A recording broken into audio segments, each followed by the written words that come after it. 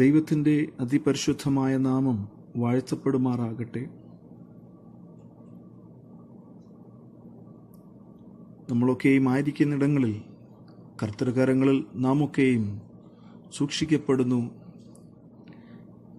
എന്നുള്ളത് ദൈവത്തിൻ്റെ കരുണയും കൃപയുമാകയാൽ നമുക്ക് നമ്മുടെ ദൈവത്തെ സ്തുതിക്കുവാനും മഹത്വപ്പെടുത്തുവാനും ഈ നാളുകളിൽ ദൈവത്തിൻ്റെ ഹിതവും ദൈവത്തിൻ്റെ ആലോചനകളെയും രുചിച്ചറിഞ്ഞുകൊണ്ട് മുൻപോട്ട് നമ്മുടെ യാത്രകളെ തികയ്ക്കുവാനും ദൈവമായ കർത്താവ് നമ്മെ സഹായിക്കുമാറാകട്ടെ.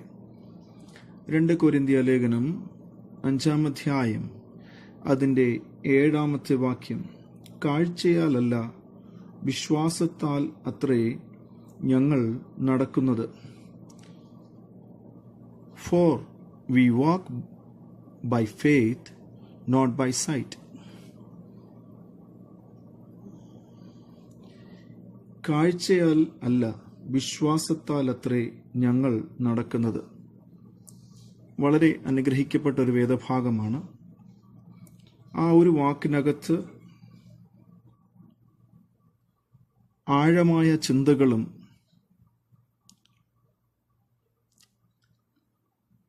ആ വാക്കിനെ ആസ്പദമാക്കി നാം വചനത്തിൻ്റെ ഉടനീളം വായിച്ചു നോക്കിയാൽ ദൈവത്തിൻ്റെ ഹിതവും ദൈവത്തിൻ്റെ അറിവും നമ്മളിൽ വ്യാപരിക്കുന്നതായി നമുക്ക് തന്നെ മനസ്സിലാക്കുവാൻ ഇടയായിത്തീരും. ഈ കൊരിന്ത്യ സഭയോട് ദൈവത്തിൻ്റെ ഭക്തൻ ഈ വാക്കിവിടെ പറയുമ്പോൾ അതിൻ്റെ മുകളിലത്തെ ചില ഭാഗങ്ങൾ വായിച്ചാൽ അതിനൊരു വ്യക്തത നമുക്ക് വരും. കൂടാരമായ ഞങ്ങളുടെ ഭൗമഭവനം അഴിഞ്ഞു പോയാൽ കൈപ്പണിയല്ലാത്ത നിത്യമായി ദൈവത്തിൻ്റെ ദാനമായ ഒരു കെട്ടിടം ഞങ്ങൾക്ക് സ്വർഗത്തിലുണ്ടെന്ന് അറിയുന്നു. ഈ കൂടാരത്തിൽ ഞരങ്ങിക്കൊണ്ട് ഞങ്ങൾ നഗ്നരായിട്ടല്ല ഉടുപ്പുള്ളവരായി ഇരിക്കുന്നു എങ്കിൽ സ്വർഗീയമായ ഞങ്ങളുടെ പാർപ്പിടം അതിന് മീതെ ധരിപ്പാൻ വാഞ്ചിക്കുന്നു.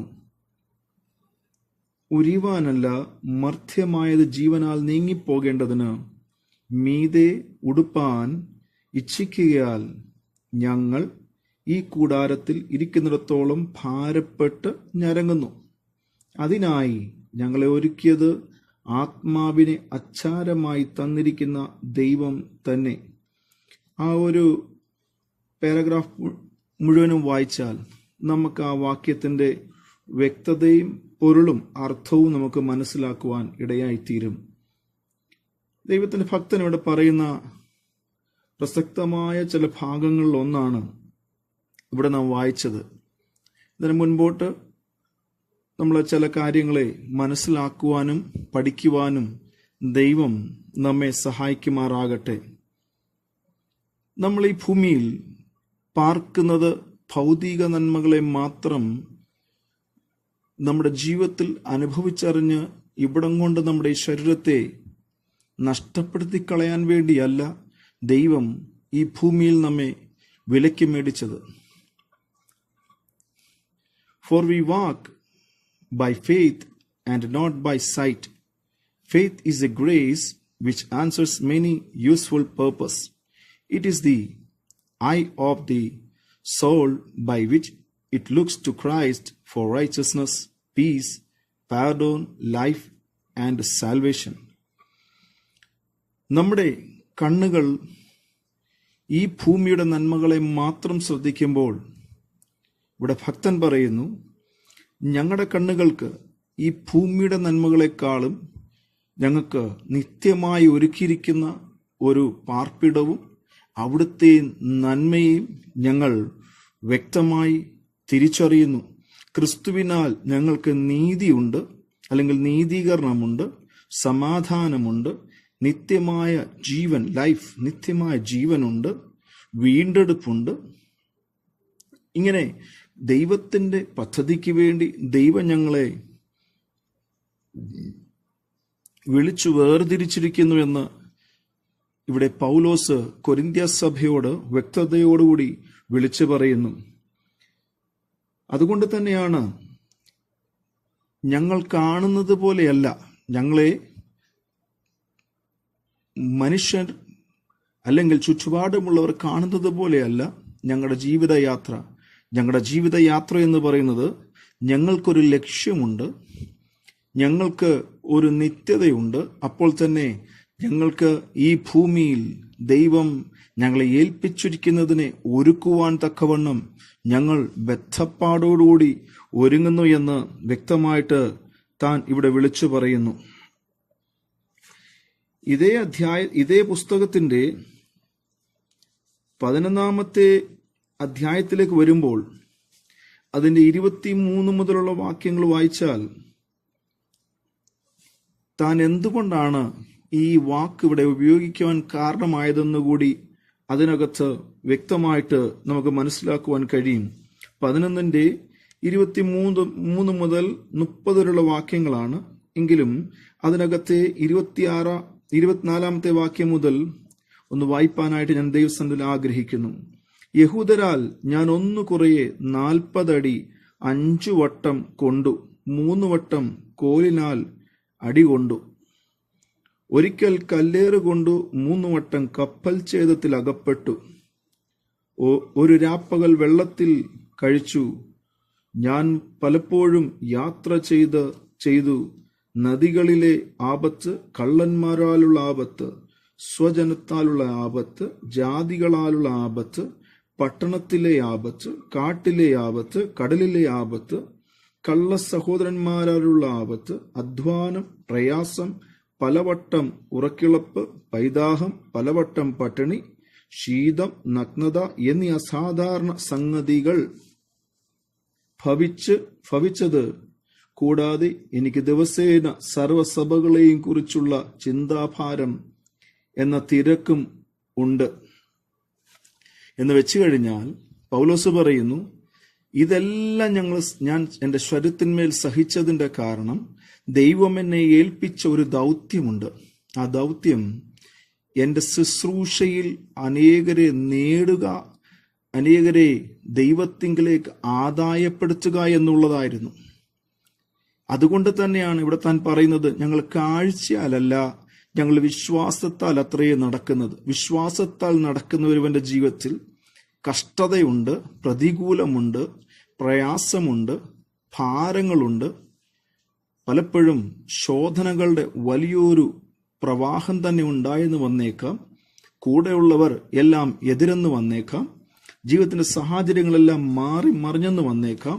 ചിന്തിച്ച പലതും ഇല്ലെന്ന് വന്നേക്കാം. എന്നാലും ഒരു ഭക്തനെ വിളിച്ചു പറയാൻ കഴിയും, വിശ്വാസത്താൽ ഞങ്ങൾ ലക്ഷ്യത്തിലേക്ക് ഓടുവാൻ ക്രിസ്തുവിനെ മാത്രം നോക്കിക്കൊണ്ട് ഞങ്ങൾ മുൻപോട്ട് യാത്ര ചെയ്യുന്നു. അതുകൊണ്ട് നമുക്ക് ധൈര്യമായിട്ട് പറയാൻ കഴിയണം, നമ്മൾ ക്രിസ്തുവിനാലുള്ള വിശ്വാസത്താൽ നമ്മൾ ആരാന്നറിയാമോ? നമ്മള് ക്രിസ്തുവിൽ ബലവാന്മാരാണ്. ക്രിസ്തുവിൽ നമ്മൾ എങ്ങനെയാണ് ബലപ്പെടുന്നത്? അത് തന്നെയാണ് ഇവിടെ പറഞ്ഞിരിക്കുന്നത്. ആത്മാവെന്ന അച്ചാരത്താൽ നമ്മുടെ ശരീരത്തെ എന്ത് ചെയ്തിരിക്കുന്നു? മുദ്രയിട്ടിരിക്കുന്നു. എന്തിനെ മുദ്രയിട്ടെന്നറിയാമോ? അതിന്റെ 5-ാമത്തെ വാക്യം വായിച്ചത് അങ്ങനെയാണ്. അതിനായി ഞങ്ങളെ ഒരുക്കിയത് ആത്മാവിന്റെ അച്ചാരമായി തന്നിരിക്കുന്ന ദൈവം തന്നെ. ക്ഷീണിച്ചിരിക്കുന്നവനെ ബലപ്പെടുത്തുന്ന ആത്മാവ്, ബലഹീനതയിൽ തികഞ്ഞവന് ദൈവത്തിന്റെ കൃപ, ഓടിയതും അധ്വാനിച്ചതും വെറുതെയല്ല എന്നുള്ള ലക്ഷ്യവും ബോധ്യവും, കേൾക്കുന്നതും കാണുന്നതും എല്ലാം ദൈവത്തിന്റെ അല്ലെങ്കിൽ ദൈവപ്രമാണത്തിന് യോഗ്യമാണോ എന്ന് ശോധന ചെയ്ത് മുൻപോട്ട് പോകാനുള്ള കാഴ്ചപ്പാട്, ഇതെല്ലാം തന്റെ ജീവിതത്തിൽ തനിക്ക് വ്യക്തമായിട്ട് അറിയാവുന്നത് കൊണ്ട് ഇവിടെ താൻ പറയുന്നു, അതിന്റെ 9 മുതൽ വായിച്ചാൽ, ഇങ്ങനെ ഞങ്ങൾ ധൈര്യപ്പെട്ട് ശരീരം വിട്ട് കർത്താവിന് കൂടെ വസിപ്പാൻ അധികം ഇഷ്ടപ്പെടുന്നു. അതുകൊണ്ട് ശരീരത്തിൽ വസിച്ചാലും ശരീരം വിട്ടാലും ഞങ്ങൾ അവനെ പ്രസാദിപ്പിക്കുവന്നവർ ആകുവാൻ അഭിമാനിക്കുന്നു. അപ്പോൾ ഈ ഭൂമിയിലെ കഷ്ടം കൂടിയാലും പ്രശംസിക്കണം. കഷ്ടം കൂടിയാലും ദുഃഖം കൂടിയാലും ഞെരുക്കം വന്നാലും വന്നില്ലെങ്കിലും ക്രിസ്തുവിൽ നമുക്ക് പ്രശംസിക്കാൻ ഇടയാകണം. കാരണം എന്റെ വിശ്വാസത്തിന്റെ ഓട്ടം താൽക്കാലികമല്ല, ഇതൊരു കാലഘട്ടത്തിലേക്ക്, അതായത് എൻ്റെ ഈ ഭൂമിയിലെ ആയുസ് തീരുന്നിടം വരെയും ഇവിടം കൊണ്ട് ഓടുവാനും അങ്ങ് നിത്യത വരെ എത്തുവാനും എനിക്ക് വേണ്ടി കാത്തിരിക്കുന്നൊരു നാഥനുണ്ടെന്ന് ഒരു ദൈവ പൈതലിന് വ്യക്തമായിട്ട് മനസ്സിലാക്കുവാനിടയാകണം. അതിന്റെ ഒന്നാമത്തെ ഭാഗം തന്നെ ഇങ്ങനെ പറയുന്നു, we walk in our Christian course here on earth. ഈ ഭൂമിയിൽ നമ്മുടെ ക്രൈസ്തവ യാത്ര എന്ന് പറയുന്നത്, നമ്മുടെ ഓട്ടത്തിന്റെ ലക്ഷ്യസ്ഥാനം ക്രിസ്തുവെന്ന നമ്മുടെ വീണ്ടെടുപ്പുകാരനാ. ക്രിസ്തുവെന്ന വീണ്ടെടുപ്പുകാരനെ ലക്ഷ്യമാക്കി ഓടുമ്പോൾ കുരിശ് നമുക്കൊരു ഭാരമായി പലപ്പോഴും തോന്നിയേക്കാം. കഷ്ടത നമ്മുടെ ജീവിതത്തിൽ അധികമായി വരുമ്പോൾ നമുക്ക് പലതും പ്രതികൂലമായി തോന്നിയേക്കാം. ആരും നമ്മുടെ വാക്കുകളും ശബ്ദങ്ങളും കേൾക്കുവാൻ കഴിയാതെ പോകുമ്പോൾ നമ്മുടെ ലക്ഷ്യത്തെ പലപ്പോഴും നമുക്ക് മറക്കേണ്ടതായ അനുഭവങ്ങൾ വന്നേക്കാം. എന്നാൽ വചനം പറയുന്നതെന്നറിയാമോ, ഇത് മറന്നുകൊണ്ട് ഓടുന്നവനെ അല്ല, ഇത് മറന്നു പോകുന്ന ഒരു ദൈവ പൈതലിനെ അല്ല ഇവിടെ ദൈവത്തിന്റെ വചനം ബോധിപ്പിക്കുന്നത്. ലക്ഷ്യസ്ഥാനം നഷ്ടപ്പെട്ടു പോയ ഒരുവനോട് ദൈവത്തിന്റെ വചനം എന്താ പറയുന്നറിയാമോ, മടങ്ങി വരുവാനും ദൈവത്തിന്റെ വചനത്തിൽ നിലകൊള്ളുവാനുമാണ് ദൈവത്തിന്റെ വചനം നമ്മെ പഠിപ്പിക്കുന്നത്. അതുകൊണ്ട് എന്നെ കേൾക്കുന്ന പ്രിയജനമേ, നമ്മൾ ഒരു കാര്യം വ്യക്തമായിട്ട് ഓർച്ചോണം, നമ്മുടെ യാത്ര എന്ന് പറയുന്നത് കാഴ്ചയാലുള്ളതല്ല. പലർക്കും തോന്നിയേക്കാം ഇവനൊരു ഭോഷനാണ്, ഇവന് യാതൊരു കഴിവുമില്ല എന്ന് ലോകത്തിനും ചുറ്റുപാടുമുള്ളവർക്ക് തോന്നിയേക്കാം. എന്നെ കേൾക്കുന്ന ദൈവദാസന്മാർ ഒരു കാര്യം ഓർത്തോണം, പലപ്പോഴും പലരും നമ്മളെ കുറ്റപ്പെടുത്തിയെന്ന് വന്നേക്കാം, പലപ്പോഴും നീ ഒറ്റപ്പെട്ടു പോയെന്ന് വന്നേക്കാം. എന്നാൽ ദൈവത്തിന്റെ വചനം പറഞ്ഞെന്നറിയാമോ, നീ ഒറ്റപ്പെടുമ്പോഴും നിനക്കൊരു ധൈര്യമുണ്ട്. നിന്റെ വലങ്കരത്തെ പിടിച്ചിരിക്കുന്ന ഒരുവൻ നിന്റെ മുൻപിലായി നടക്കുന്നുണ്ട്. അതുതന്നെയാണ് ഇവിടെ ദൈവത്തിന്റെ ഭക്തൻ പറയുന്നത്, ഞങ്ങൾ ഈ ശരീരത്തിൽ ഇരുന്നാലും ഇരുന്നില്ലെങ്കിലും, ഇനി ശരീരത്തിൽ വസിച്ചാലും ശരീരം വിട്ടാലും ഞങ്ങൾ അവനെ പ്രസാദിപ്പിക്കുന്നവരാകുവാൻ അഭിമാനിക്കുന്നു. ഇവിടെ ഞങ്ങൾ വസിച്ചാലും ഈ ശരീരം കൊണ്ട് ഞങ്ങൾ ഞെരുങ്ങിയാലും ഞെരുങ്ങിയില്ലെങ്കിലും ഞങ്ങളെ വിളിച്ചവനെ പ്രസാദിപ്പിക്കുവാൻ വേണ്ടി ഞങ്ങൾ ആഗ്രഹിക്കുന്നു. അതിനായിട്ട് നമുക്ക് ഈ ദിവസങ്ങൾ ഒരുങ്ങാം.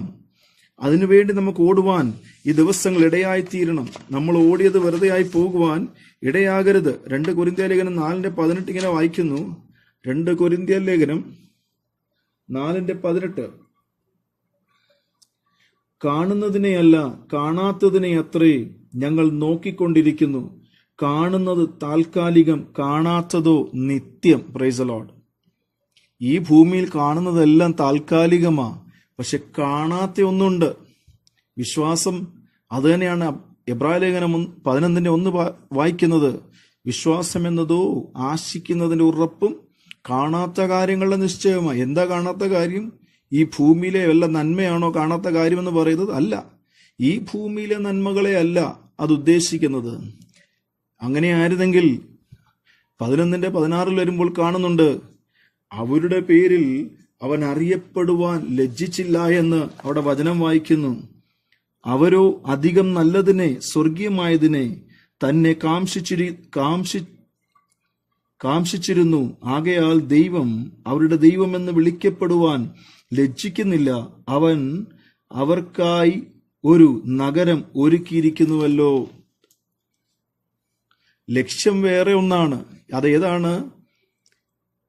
ക്രിസ്തുവിനെ ദൈവത്തെ പ്രസാദിപ്പിക്കുക, ദൈവം ഏൽപ്പിച്ച ദൗത്യത്തെ പൂർത്തീകരിക്കുക, ദൈവസന്നിധിയിൽ വിശ്വസ്തയോടെ അങ്ങ് ചെന്നെത്തുക. കാരണം ഇവിടെ കാണുന്നതല്ല കാണാത്തതത്രേ അവർ നോക്കിക്കൊണ്ടിരുന്നത്. കാണുന്നത് താൽക്കാലികമാണ്, കാണാത്തതോ നിത്യമാണ്. ആ നിത്യമായതിനു വേണ്ടി നമ്മുടെ മുൻപോട്ടുള്ള യാത്രയെ നമുക്ക് സുസ്ഥിരമായി കൊണ്ടുപോകുവാൻ ദൈവം നമ്മളെ ഒരുക്കട്ടെ. അടുത്ത ദിവസങ്ങളിൽ ഇതിന്റെ ബാക്കി ഭാഗങ്ങളെ നമുക്ക് ചിന്തിപ്പാൻ ദൈവമായ കർത്താവ് നമ്മെ സഹായിക്കുമാറാകട്ടെ.